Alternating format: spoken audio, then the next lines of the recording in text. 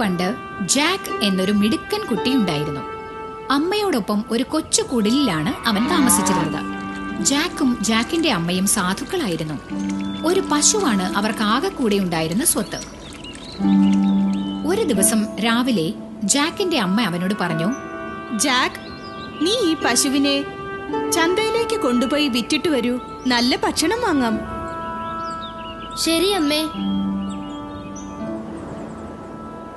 Jack പശുവിനെയും കൊണ്ട് ചന്തയിലേക്ക് പുറപ്പെട്ടു. Jack ചന്തയിലേക്ക് പോകുന്ന വഴിയിൽ ഒരു വൃദ്ധനെ കണ്ടുമുട്ടി. എനിക്കറിയാം നീ ഈ പശുവിനെ വിൽക്കാൻ കൊണ്ടുപോകുകയാണെന്ന്. അതിനെ എനിക്ക് തന്നേക്കൂ. എന്നിട്ട് ഈ മാന്ത്രിക ബീൻസ് എടുത്തോളൂ. ജാക്കിന് വളരെ താല്പര്യം തോന്നി. ജാക്ക് ഉടനെ പശുവിനെ വൃദ്ധന് നൽകി. എന്നിട്ട് മാന്ത്രിക ബീൻസുമായി വീട്ടിലേക്ക് തിരിച്ചു.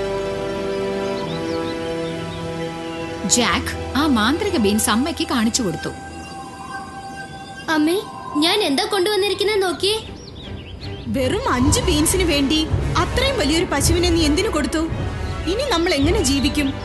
ഇനി നമ്മൾ പട്ടിണി കിടന്ന് മരിക്കേണ്ടി വരും. മരം മണ്ടൂസേ. ഇങ്ങനെ പറഞ്ഞുകൊണ്ട് അവർ ആ ബീൻസ് എല്ലാം ജനാലയിലൂടെ പുറത്തേക്കിട്ടു. അന്ന് രാത്രി കൊണ്ട് ആ ബീൻസ് എല്ലാം മാനം മുട്ടെ വളർന്നു. അടുത്ത ദിവസം രാവിലെ ജാക്ക് ഉണർന്നു നോക്കിയപ്പോൾ വീട്ടിനരികിൽ വലിയൊരു ബീൻസ് ചെടി നിൽക്കുന്നത് കണ്ടു. അവിടേക്കാണ് അമ്മ ബീൻസ് വലിച്ചെറിഞ്ഞിരുന്നത്. മുകളിൽ എന്താ ഉള്ളതെന്ന് നോക്കട്ടെ.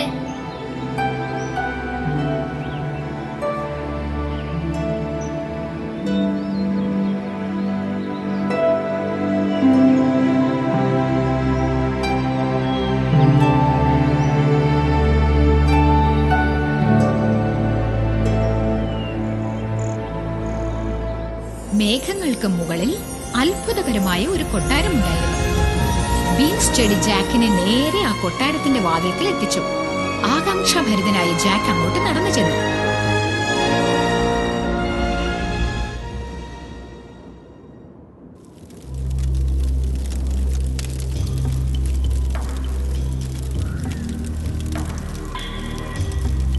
അകത്ത് ധാരാളം മുറികൾ ഉണ്ടായിരുന്നു. നടന്ന് നടന്ന് ഒടുവിൽ നിറയെ സ്വർണം കൂട്ടി വെച്ചിരിക്കുന്ന വലിയൊരു മുറിയിലാണ് ജാക്ക് എത്തിച്ചേർന്നത്. ആ മുറിയുടെ ഒരു മൂലയിൽ വലിയൊരു രാക്ഷസൻ കൂർക്കം വലിച്ചു കിടന്നുറങ്ങുന്നുണ്ടായിരുന്നു.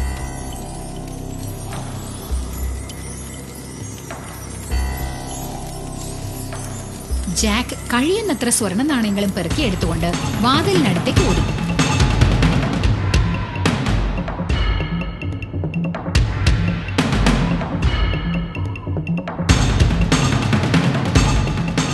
ബീൻസ് ചെടിയിലൂടെ ഊർന്നിറങ്ങി ജാക്ക് വീട്ടിൽ തിരിച്ചെത്തി. അമ്മേ, ഞാൻ എന്താ കൊണ്ടുവന്നിരിക്കുന്നെന്ന് കണ്ടോ? ഇനി നമ്മൾ ഒരിക്കലും ദരിദ്രരാവില്ല. സ്വർണ്ണ നാണയങ്ങൾ കണ്ട് അമ്മ അതിശയിച്ചുപോയി. കൊട്ടാരത്തെക്കുറിച്ചും രാക്ഷസനെക്കുറിച്ചുമെല്ലാം ജാക്ക് അമ്മയോട് വിവരിച്ചു. സ്വർണ്ണ നാണയങ്ങൾ കൊടുത്ത് ജാക്കും അമ്മയും വേണ്ടത്ര ഭക്ഷണ സാധനങ്ങൾ വാങ്ങിച്ചു.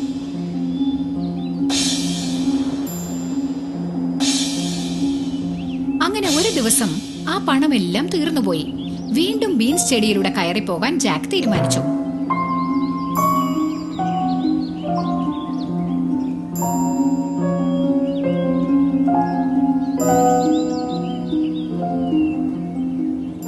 അങ്ങനെ ജാക്ക് വീണ്ടും രാക്ഷസന്റെ കൊട്ടാരത്തിലെത്തി. ഇത്തവണ രാക്ഷസന്റെ കൂടെ ഒരു കോഴിയുള്ളത് ജാക്ക് കണ്ടു. രാക്ഷസൻ ആ കോഴിയോട് പറഞ്ഞു, മുട്ടയിട. അങ്ങനെ പറഞ്ഞതും കോഴി സ്വർണ്ണ മുട്ടയിട്ടു. ജാക്കിന് ആ കോഴിയെ തന്നെ കിട്ടിയാൽ കൊള്ളാമെന്ന് തോന്നി. അതിനായി രാക്ഷസൻ ഉറങ്ങാൻ പോകുന്നത് വരെ അവൻ കാത്തുനിന്നു. രാക്ഷസൻ ഉറങ്ങാൻ തുടങ്ങിയതും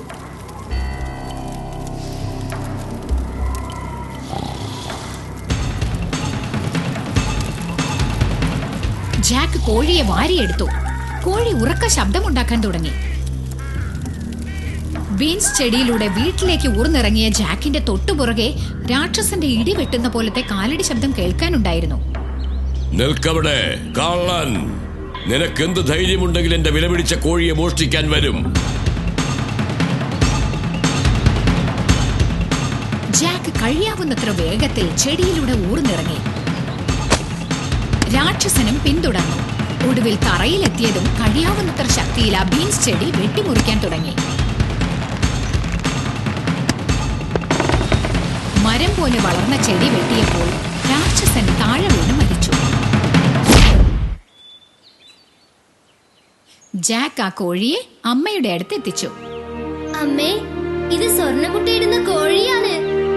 ജാക്ക്, മാന്ത്രിക ബീൻസിന് വേണ്ടി പശുവിനെ വിറ്റ നീ ബുദ്ധിമാനാണ്.